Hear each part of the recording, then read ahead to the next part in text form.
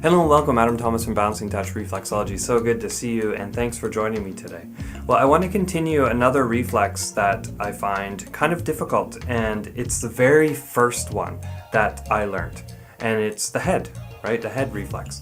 And the thing about this one is that, first of all, it's the first one you learn. So learning how to work your thumbs on a little area, like the pad of the big toe, which is the head reflex, it's challenging, right? You don't know how to work your thumbs, you don't know where to put your fingers and things like that. So that is what is challenging about this reflex. So let's go take a look at how I tackle this one, and hopefully it can help you.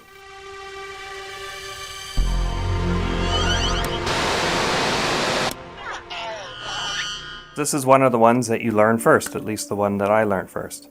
And the difficult thing about this is, especially if this was your first one learning, is just how to work your hands on a small area, right? That's one of the biggest challenges in reflexology, is we're working all these little tiny points and areas on the foot.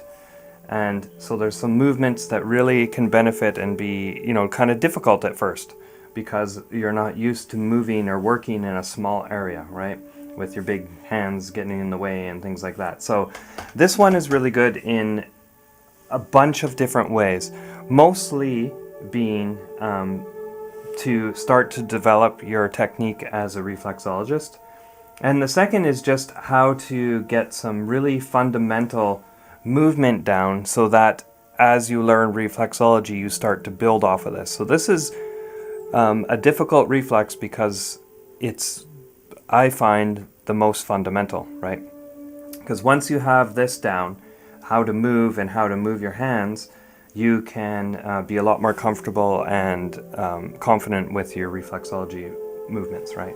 So let's start. We're going to start on the right foot here. And we start with putting the supporting hand on the back. Now, this is really important. In fact, I think it's more important than the working hand as we work through all the reflexes in reflexology, because the supporting hand really, if and when it's there, giving you support, your reflexology can be so much more comfortable for the client, and also your technique, and also your comfort level goes up when your supporting hand is in a good place. So as you can see here, my supporting hand's not holding down here.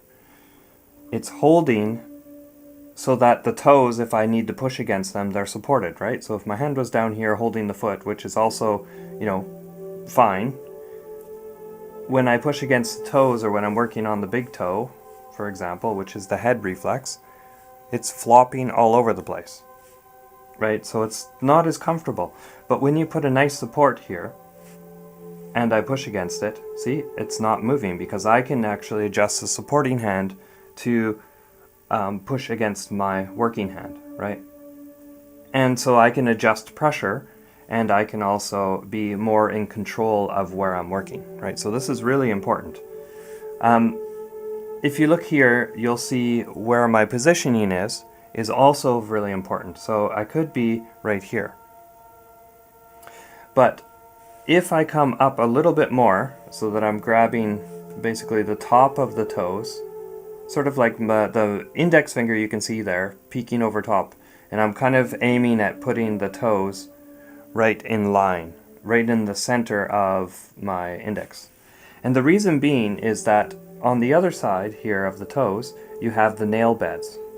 And if you cover the nail beds, and if you're working, from a top position down, you are protecting the nails.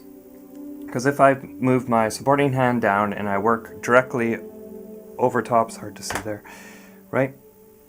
I'm working on the nails as I work down the toe, for example, right? So what that can actually cause is, especially somebody like, see right here on her, see how that's a little bit more deeper nail bed there? It's almost ingrown, and I can actually feel a little bit of a callus there. So if I was just to, go in and squish on the toe, I can actually create an injury there, right? The nail could actually cut the toe, and that's what I'm trying to avoid here. Especially with anybody who, for example, is diabetic or something like that.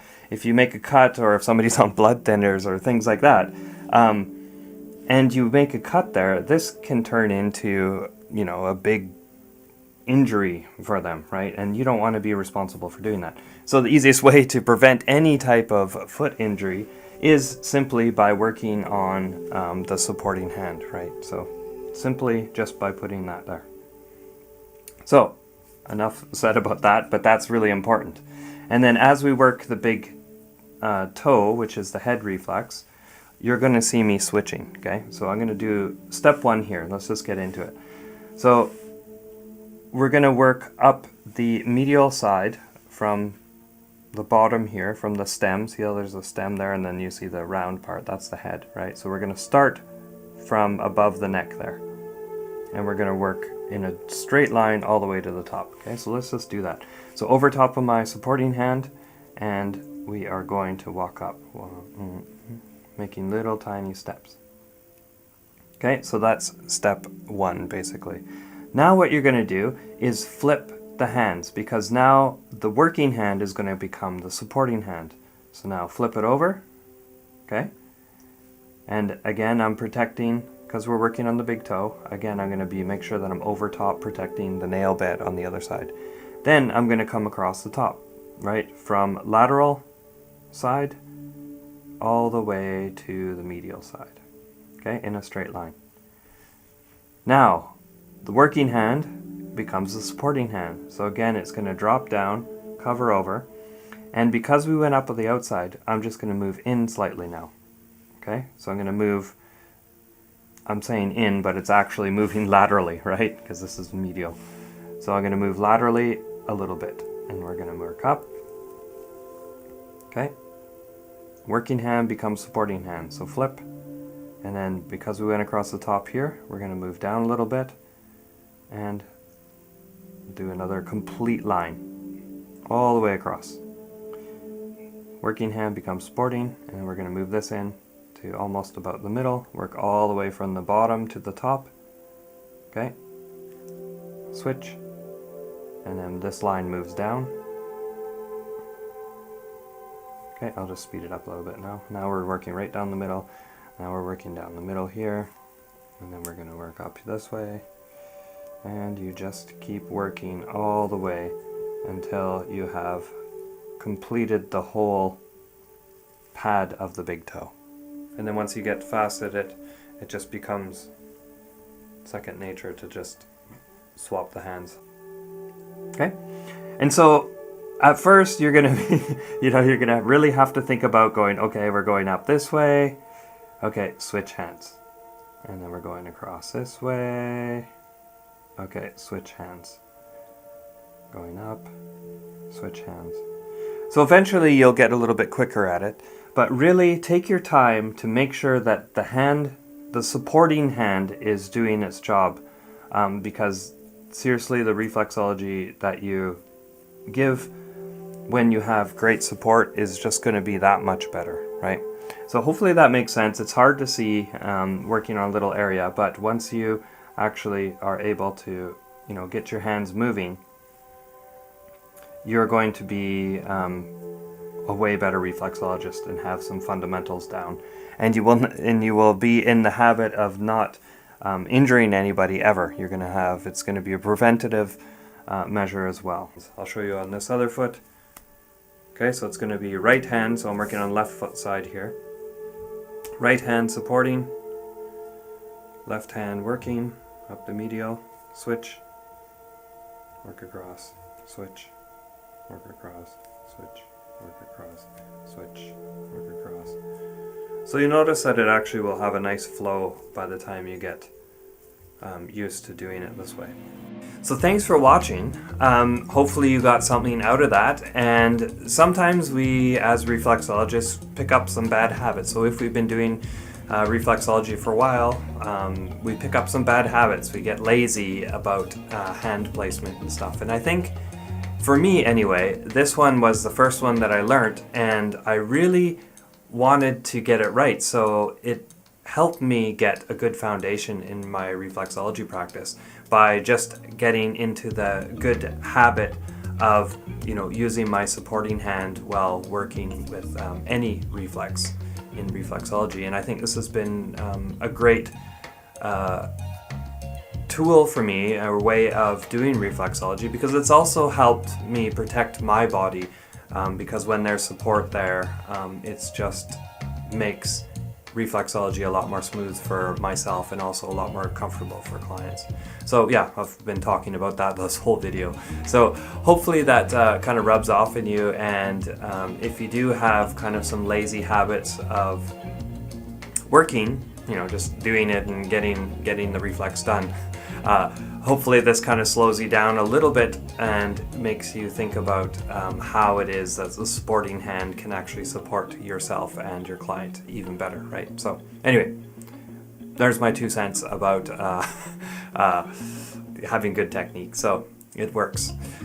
So yeah, this is part of a series of different videos that I've been putting out there about difficult reflexes, ones that are just not a little bit different or hard to find, or that have been a challenge to some of my students as we move forward in reflexology. So I hope you're enjoying this series. If there's any that you have a question with about what reflex is that you've just been challenged with, hit me up with an email and I can make a video for you. So yeah, hopefully that helps. If you haven't seen any of the other videos, I'll put a link in the description below, so you can go down there and click on it and find a playlist of all the other reflexes, all the difficult other reflexology points. So there you go. Anyway, blah blah blah. Hope that helps. Hope you're having a great day, and I will see you in the next one. Bye bye. Thanks so much for watching today. Let me know what you thought of this video by leaving a comment below. Any type of feedback can be useful and help others in reflexology. If you like this video, give it a thumbs up and feel free to share it with anybody that you think might be interested in it. If you're interested in reflexology, this might be a channel to subscribe to. If you haven't already, hit, or better yet, step on that bell icon, and then you'll be notified when the next video is coming out. If you're looking for a reflexology chart, head on over to balancingtouch.ca. We have created a bunch of visually exciting, easy to understand reflexology charts for you. And if you have some more time, check out some other videos. Till next time, this is Adam Thomas from balancingtouch.ca. See you later.